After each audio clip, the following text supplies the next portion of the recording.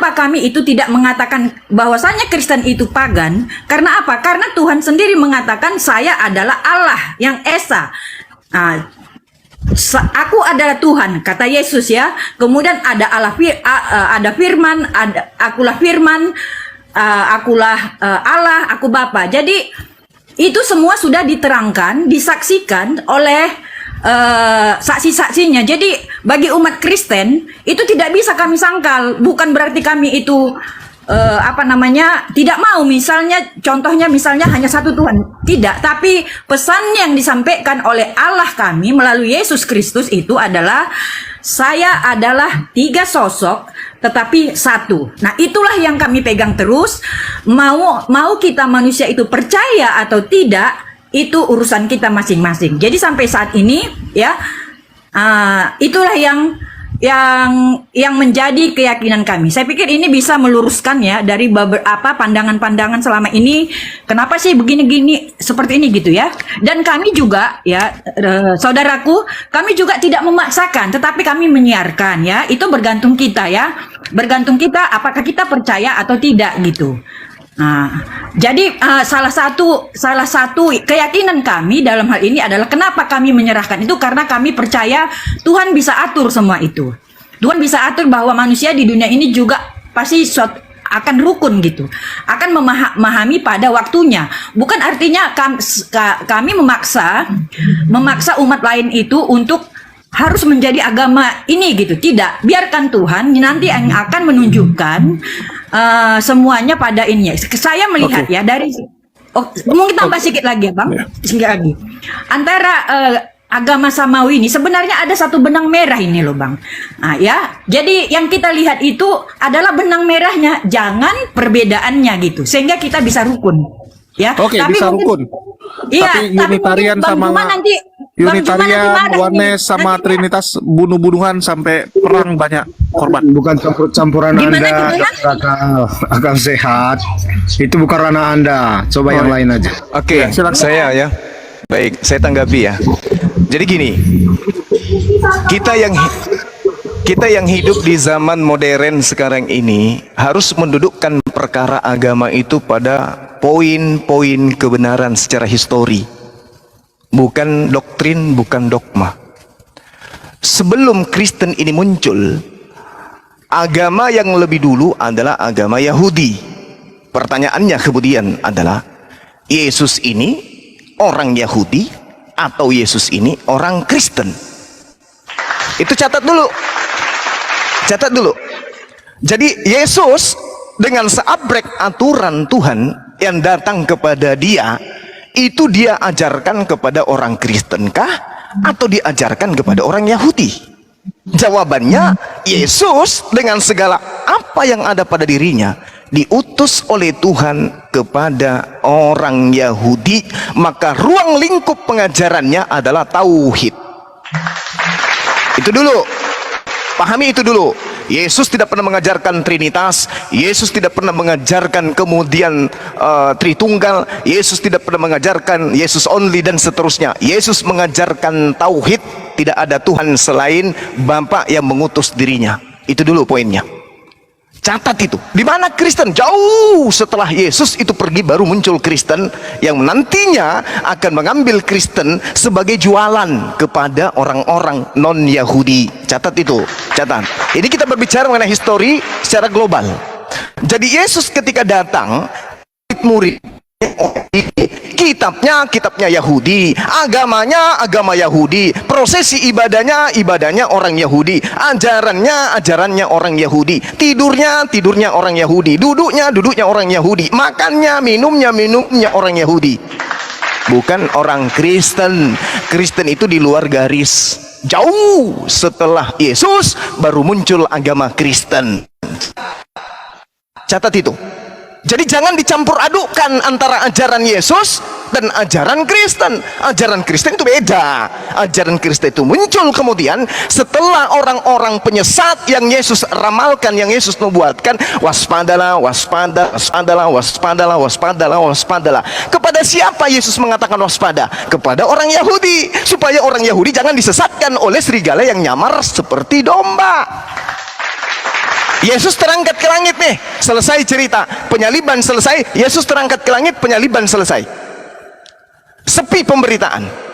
Tak ada orang Yahudi yang menjadi Kristen, tak ada orang Yahudi yang menyembah Yesus, tak ada orang Yahudi masuk ke gereja, tak ada orang Yahudi makan babi, tak ada orang Yahudi tidak bersunat, tak ada orang Yahudi yang mempertuhankan kemudian Yesus, tak ada orang Yahudi yang mengkitabkan kitab Lukas, Markus, Matius dan seterusnya. Tak ada orang Yahudi yang menjadikan 14 buku Paulus yang ditulis dalam penjara itu sebagai kitab suci. Tak ada. Jadi ada jurang pemisah. Yesus hanya meramalkan, waspadalah kepada ahli Taurat, waspadalah kepada orang Farisi, waspadalah kepada orang munafik, waspadalah kepada orang yang datang kepadamu menyamar seperti domba padahal mereka adalah serigala. Hari itu mendeteksi serigala itu seperti apa. Domba yang nyamar serigala itu, serigala yang nyamar seperti domba itu, kita gampang untuk mendeteksinya. Pertama, mereka mengaku sebagai domba tapi tidak bersunat. Kedua, mereka mengaku sebagai domba tapi makan babi. Ketiga, mereka mengaku domba tapi ibadahnya hari Minggu. Kelima, mereka mengaku domba tapi Natalan. Tidak ada domba makan daging, tidak ada. Tak ada domba yang makan babi, tak ada. Yang makan babi itu adalah serigala. Hanya serigala yang makan daging babi. Jadi yang Yesus maksud, waspadalah kepada serigala yang nyamar seperti domba. Yang dimaksud di sini adalah orang Roma. Yang dimaksud di sini adalah orang Yunani. Yang datang di tengah-tengah orang Yahudi, bukan orang Arab, bukan orang Indonesia, bukan orang Jepang, tapi yang datang kepada tengah-tengah Yahudi adalah orang Roma. Serigala. Nah, sekarang permasalahannya adalah Kristen ini kapan muncul? Kristen ini dengan kesadarannya yang pagan ini munculnya kapan? Ini sudah sabar bang, 30 detik. Ini sudah 2000 tahun. Yahudi masih tetap Yahudi, Yesus masih tetap Yahudi. Dia taat sampai dia mati dan tidak pernah menjadi Kristen. Kenapa 2000 tahun Kristen tidak memiliki tempat di rumah ibadahnya orang Yahudi? Kenapa? Karena Kristen itu adalah Abu Dasara. Kristen itu adalah ajaran bidat yang diharamkan kemudian masuk ke dalam Yerusalem, yang diharamkan kemudian mereka itu masuk ke rumah ibadahnya orang Yahudi. Jadi Kristen ini adalah agama pagan yang mengatasnamakan Yahudi, tapi sebenarnya mereka adalah serigala yang nyamar seperti domba. Tanggapi saya dengan ilmu, jangan curhat, jangan kemudian ngeyel. Silakan. Oke, selamat siang. Selamat siang. Oke, boleh saya menanggapi apa yang dikatakan Juma? Bang, kondisikan anaknya bang, nanti kita kena pelanggaran bang. Halo, saya tanggapi. Ya, silakan. Iya, jangan cuma curhat Pak ya, jangan cuma curhat. Saya butuh data dalil, silakan. Pernah membaca Matius 16:18 enggak? Pernah. Apa Pernah itu? Pak. Apa itu? Di dalam kitab Matius 16 ini, kalau Bapak menjadikan ini sebagai sandaran, satu hal, sebelum Anda menjadikan ini sebagai tameng untuk membantah penjelasan saya, pahami dulu bahwa pengarang Matius ini bukan murid Yesus, bukan Lewi. Oke ya? Nah, sekarang kalau Anda membawa Matius 16 nomor 18, betul di sana dikatakan bahwasanya Yesus berkata, aku pun berkata kepadamu, engkau adalah Petrus dan atas batu karang ini aku akan mendirikan jemaatku dan alam maut tidak akan menguasainya. Satu oleh-oleh hadiah yang berharga untuk Bapak. Dengarkan saya baik-baik. Pendiri agama Kristen, dalam hal ini Paulus, yang dikatakan dalam Kisah Para Rasul 24 nomor 5, Paulus ini adalah tokoh dari agama Kristen, menerangkan dengan sangat palit di dalam suratnya Galatia 2. Apa yang dikatakan oleh Paulus? Galatia 2 nomor 8. Petrus adalah utusan Yesus sebagai rasul kepada orang-orang yang bersunat. Bapak skakmat. Petrus diutus untuk orang-orang yang bersunat. Sedangkan aku Paulus diutus untuk orang-orang yang tidak bersunat. Jadi di dalam Matius 16 nomor 18, Petrus diutus untuk orang Yahudi. Rumah ibadah, jemaat mula-mula, kemudian batu karang yang didirikan oleh Petrus sudah pasti batu karang yang adalah jemaatnya orang-orang yang bersunat. Siapa mereka orang-orang yang bersunat ini? Yahudi. Sedangkan di nomor 14-nya di Galatia 2 dikatakan bahwasanya orang-orang yang tidak bersunat adalah orang-orang yang hidup secara kafir. Tidak mungkin jemaat Petrus adalah jemaat orang-orang yang tidak bersunat. Tak mungkin. Jemaatnya Petrus adalah orang-orang yang bersunat alias orang Yahudi, bukan orang Roma. Paulus untuk Roma, terus untuk orang Yahudi. Demikian. Silakan. Yang Matius 16:13 enggak? Gimana? Pernah membaca Matius 16:13 enggak? Saya 13 itu Pak, itu pengantar dari pengarang. Setelah Yesus tiba di daerah Kaisarea Filipi, ia bertanya kepada murid-muridnya, kata orang, siapakah anak manusia ini? Sudah jelas kok, siapakah anak manusia ini? Dibantah Hosea 11 nomor 9, Tuhan pencipta langit dan bumi, bukan manusia. Bilangan 23 nomor 19, Tuhan bukan manusia, bukan anak manusia. Sementara Yesus sendiri mengaku dirinya, siapakah anak manusia itu? Jawab mereka, ada yang mengatakan Yohanes Pembaptis, ada juga mengatakan Elia, ada yang mengatakan Yeremia dan seterusnya. Lalu Yesus bertanya kepada mereka, tetapi apa katamu, siapa aku ini? Jawab Simon Petrus, engkau adalah Mesias, anak Tuhan yang hidup. Apa masalahnya? Lalu Yesus mengatakan, berbahagialah engkau Simon, sebab bukan manusia menyatakan itu kepadamu, melainkan Tuhanku yang ada di langit. Berarti Yesus, menurut Yesus, dia adalah Mesias, hamba Allah yang hidup. Apa permasalahannya? Permasalahannya ada di Kristen yang menuhankan hamba Allah. Demikian, ya. Silakan. Kayak Syariah Filipi itu di Yerusalem atau di mana? Gimana? Kayak Syariah, ya jangan ayat 13 tadi loh, Filipi. Itu di mana letaknya, Pak? Kaisarea Filipi itu ini di luar daripada Yerusalem, betul? Ya, itu terus Yesus mengatakan di atas batu karang itu di situ. Di luar di mana? Yerusalem. Iya betul, benar sekali, betul. Itu tidak disalahkan. Tetapi yang menjadi pengikutnya kemudian adalah orang-orang bersunat. Betul? Itu betul? Kan Bang Bima tidak membaca setelah ini setelah perututan. Setelah Alkitab, kami tadi di depan mengatakan bahwa Katolik itu dasarnya ada 3, yaitu katekismus atau magisterium itu, tradisi dan Alkitab. Bang Yuma membaca di luar Alkitab enggak bahwa Petrus itu paus pertama di Vatikan? Oh, itu tipuan Pak, itu penyesatan sepanjang sejarah anak keturunan Adam. Petrus tidak akan pernah menjadi paus bagi orang-orang yang tidak bersunat. Pahami itu.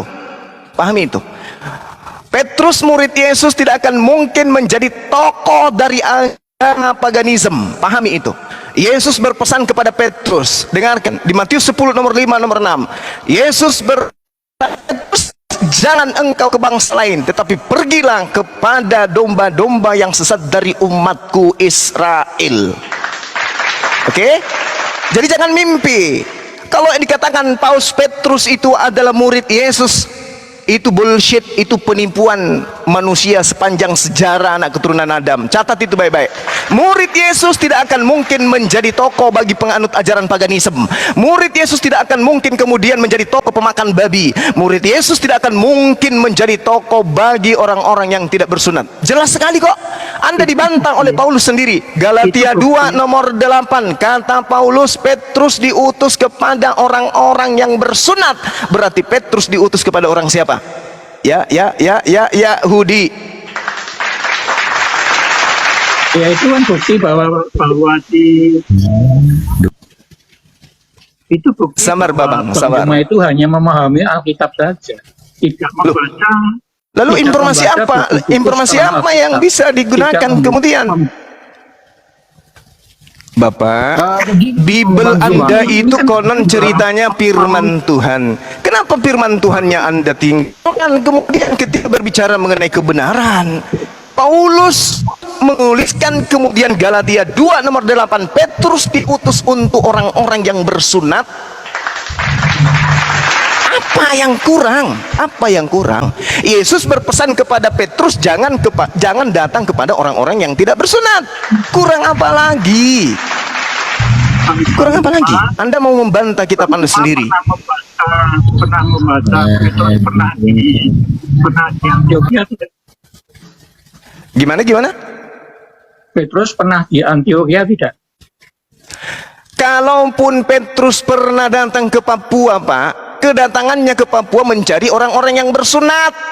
La haula wala quwata illa billah. Bukan berarti dia ke Antioquia, dia mencari orang-orang yang tidak bersunat.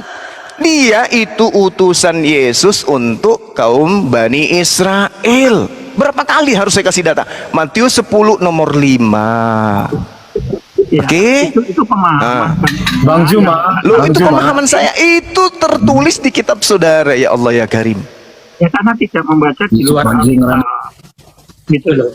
Bahwa paus itu sampai sekarang ada 266 paus dari Petrus. Itu derita Anda, itu derita Anda. Yesus itu untuk Bani Israel, murid-muridnya untuk Bani Israel. Yang Anda sebut paus itu ya mungkin ikan paus. Wallahu alam bisawab. Yang jelas murid-murid Yesus tidak akan mungkin menjadi soko guru bagi orang-orang paganisme. Pahami itu. Bang Yuma pernah membaca enggak bahwa Petrus itu makamnya di Vatikan? Iya, apa susahnya dibuat itu kuburan bernama Petrus, bernama bom-bom, bernama Pisidiking, nggak ada susahnya. Manusia aja bisa diedit menjadi Tuhan kok, apalagi kalau cuman kuburan. Nggak usah Pak, nggak usah memperbodoh kebodohan, nggak usah diajarin ke orang. Nggak usah. Ya, ini Nggak perlu itu Bang yang Juma, kayak gitu-gitu. saya mau bertanya sedikit sekali Bang Juma. Aduh, ya. Ini pemahaman Bang Yuma yang Loh kok jadi pemahaman saya? Itu Bibelnya yang mengatakan. Yesus berpesan kepada ke-12 muridnya, jangan ke bangsa Roma, tapi datanglah kepada domba-domba sesat yang berasal dari umat Israel. Kalau domba sesatnya ada di Vatikan, domba sesatnya ada di Papua, domba sesatnya ada di Manado, maka murid-muridnya datang ke sana. Tapi datang ke sana bukan untuk orang Kristen, tapi datang ke sana untuk Bani Israel saja. ya, hanya pada saat Rasul Paulus itu menjadi pada saat Yesus masih ada.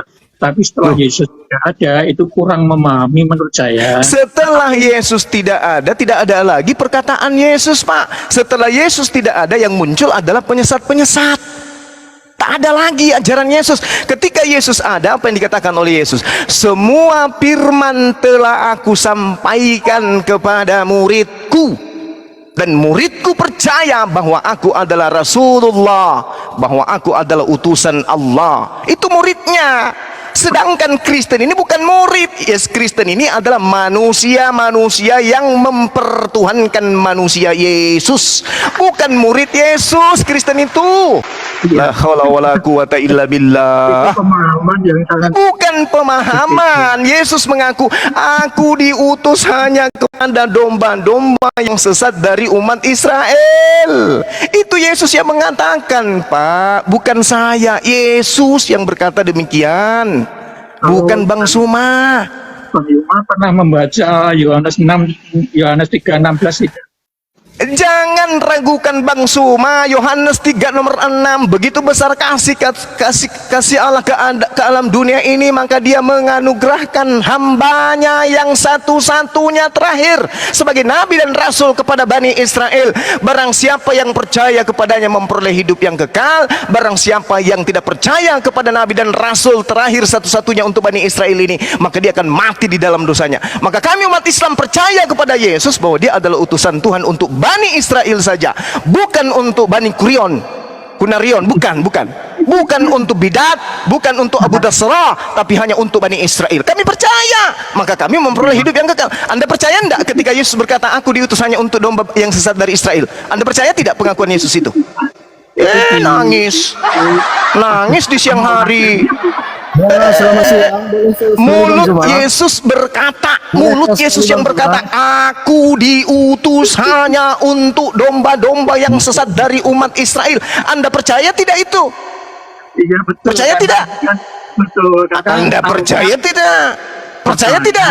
Karena Taurat. Kalau percaya, berarti Yesus hanya untuk Bani Israel. Ente bukan Bani Israel. Ente bukan Bani Israel. Nggak usah emosi.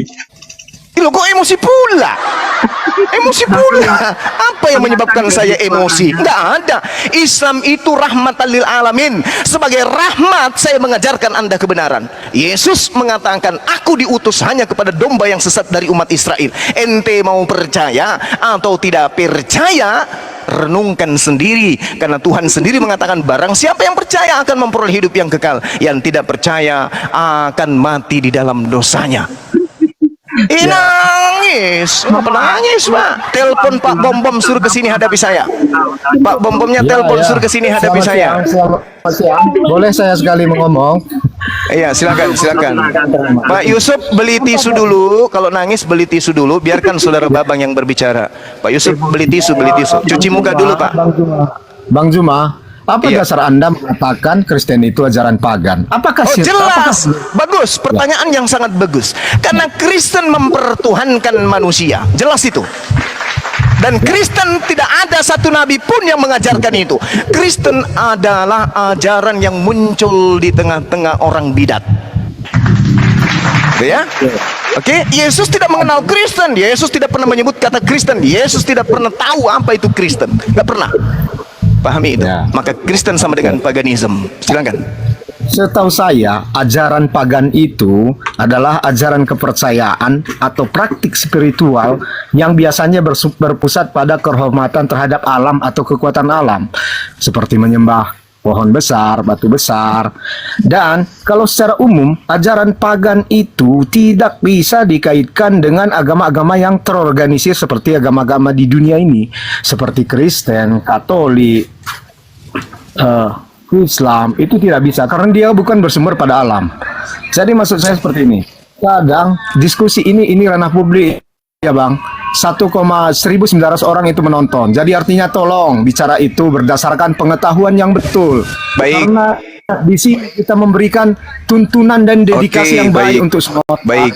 Nah, jadi maksudnya Baik, begini. saya- Perjelas dulu kenapa Abang sebutkan itu pagan. Kalau dari yang Abang sebutkan itu bukan ajaran pagan. Itu berbeda pengertian kita mengenai Kristus dari Anda dan saya, itu aja. Kalau soal perbedaan kepercayaan, perbedaan persepsi terhadap sesuatu hal, itu lumrah. Jadi di situ kita mari beradu data. Siapakah Yesus menurut Anda? Siapa Yesus menurut saya? Jangan dengan serta-merta menyatakan pagan itu Kristen. Anda nggak berdasar menyatakan Kristen itu agama pagan. Biasa agama pagan itu yang praktiknya itu setiap umat itu cara beribadahnya beda-beda. Itulah agama pagan. Jadi nggak ada satu aturan resmi di dalam kegiatan beribadah mereka. Itulah ajaran pagan. Oke. Oke, baik. Apa sih pagan itu? Ini harus Anda pahami dulu. Pengetahuan kontemporer seputar ajaran-ajaran pagan itu Anda harus bekali diri Anda dulu. Jadi jangan Anda membantah sedikit pun pernyataan saya kalau Anda tidak memahami ilmunya. Yang disebut pagan itu adalah penyembahan kepada selain pencipta langit dan bumi. Mau dia pohon, mau dia kayu, mau dia manusia, mau dia sapi, atau apapun itu selain daripada pencipta langit dan bumi yang dituhankan, maka jatuhnya paganisme. Orang-orang yang kemudian memahami tentang ini, contoh misalnya ajaran yang disebut Helena atau pengajaran penyembahan kepada roh-roh, itu jatuh kepada paganisme. Bagaimana dengan Kristen? Roma 5 nomor 6, Wahyu 5 nomor 6. Siapa di sana?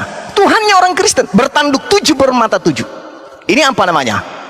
Binatang bertanduk 7 bermata 7, dan itulah ketujuh roh Theos yang nusul ke atas muka bumi ini. Bedanya dengan ajaran paganisme yang lain apa? Coba. Yesus manusia. Anda mengatakan paganisme itu ada, sabar.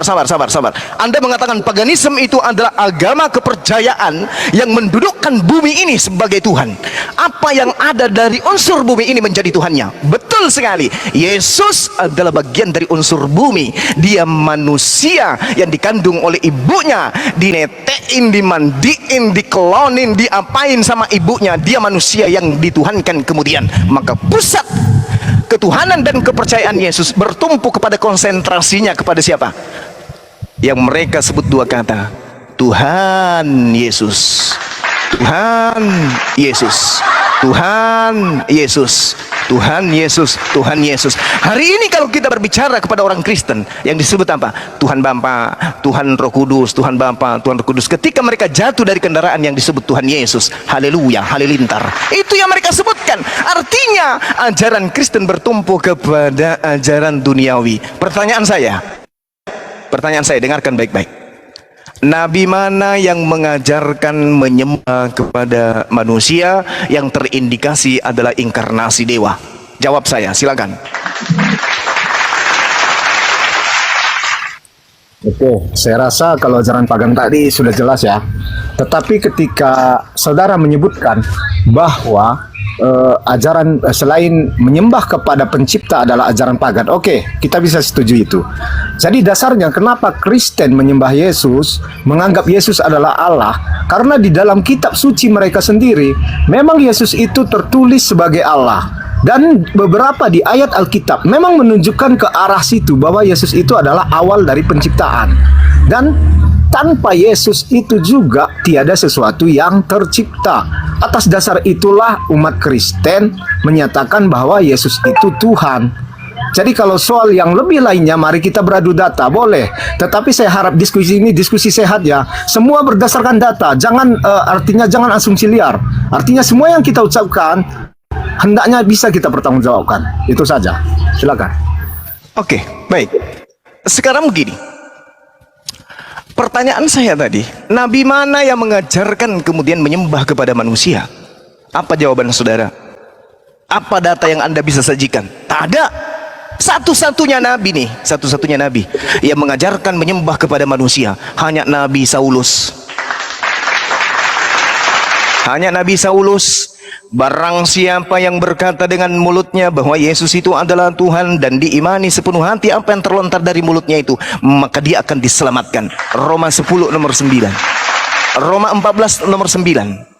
Apa yang dikatakan oleh Yesus? Untuk itulah Yesus menjadi mayat, supaya dia bangkit untuk menjadi Tuhan bagi Romawi dan Yunani. Jelas kan? Maka yang mengajarkan satu-satunya Nabi yang mengajarkan kemudian menyembah kepada manusia hanya Nabi Saulus. Sekarang permasalahannya adalah, apakah Nabi Saulus ini Nabi palsu? Atau dia adalah Nabi pilihan Tuhan untuk non-Yahudi? Itu yang Anda harus jawab. Silakan. Dari kitab surat-surat yang ditulis Paulus, sebenarnya Paulus sudah jelas bukan menyuruh menyembah terhadap manusia, dia menyuruh menyembah Tuhan. Cuman bedanya pengertian Anda Yesus itu bukan Tuhan, dan di kitab di surat-surat yang ditulis oleh Paulus menyatakan bahwa Yesus itu adalah Tuhan. Hanya di situ bedanya ya. Jadi artinya di sini soal persepsi.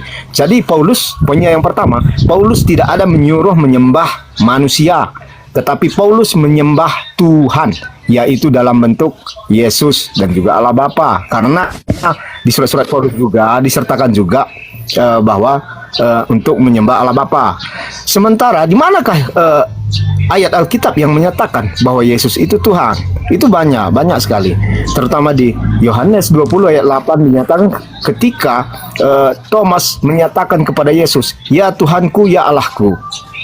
Itu yang pertama. Jadi kalau yang lainnya ada juga di kitab Yohanes. Mungkin belum saya bisa tampilkan datanya saat ini karena saya juga dalam perjalanan. Tapi yang pasti ada, yang pertama itu ya Yohanes 20 ayat 28 yang menyatakan bahwa Yesus itu adalah Allah dan Tuhan oleh Thomas. Sementara Thomas itu adalah orang yang sama sekali tidak percaya kalau tidak melihat. Mungkin sama seperti Bang Zuma ya, kalau tidak melihat tidak percaya. Oke, itulah buktinya bahwa Yesus itu Tuhan. Dan di dalam Yohanes 1 ayat 1 di situ jelas disebutkan bahwa Yesus itu pada mulanya adalah Firman, dan Firman bersama-sama dengan Allah, dan Firman itu adalah Allah. Dan di ayat ke-14 dalam Yohanes 1 disebutkan bahwa ketika Firman itu telah menjadi daging. Artinya Firman di situ yaitu Allah sendiri telah menjadi daging dalam bentuk rupa manusia. Jadi di sini hanya soal persepsi, siapa Anda persepsikan Yesus dan siapa saya persepsikan Yesus. Jadi sebenarnya Kristen kalau ditinjau dari kitab suci yang mereka baca, nggak boleh kita kelompokkan mereka ke dalam kelompok pagan, karena mereka menyembah Allah pencipta. Karena Yesus itu siogianya dalam Alkitab adalah Allah pencipta. Ya, oke. Baik. Ketika kemudian saudara membawa data seperti itu, justru inilah cerminan Anda paganisme. Jelas sekali. Yesus manusia, Anda mengatakan ada datanya di dalam kitab kami bahwa Yesus itu Tuhan. Berarti manusia ini dituhankan. Jatuhnya kepada siapa? Jatuhnya kepada keadaan paganisme. Anda menjawab sendiri. Sementara Yesus ketika ditanyai kemudian, ini Yesus ditanya loh, bahkan ketika dia dihakimi kemudian, apakah engkau anak Tuhan? Apakah engkau adalah anak Allah? Kenapa engkau diam saja? Apakah engkau? Engkau, ini hakim loh yang nanya kepada dia. Apa kata Yesus? Engkau telah mengatakannya.